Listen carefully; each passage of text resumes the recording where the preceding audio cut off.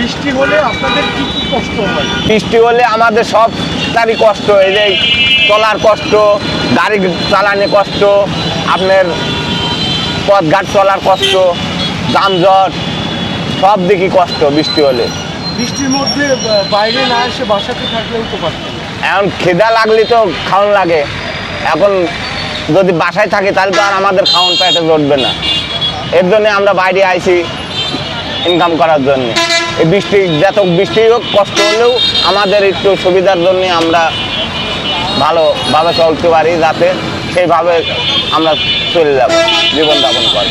বাসায় থাকবো স্যার, এইরকম এর বাসায় থাকলে তো আমাদের হবে না, আমাদের এই কর্ম করাই লাগবে। একদিন বসে তাহলে সব কিছু অচলা যাবে। এর জন্যে সবাই আমরা চাই যে যাতে ভালো কর্ম করা যায়, ভালোভাবে চলা যায়, সবাই এটাই চাই।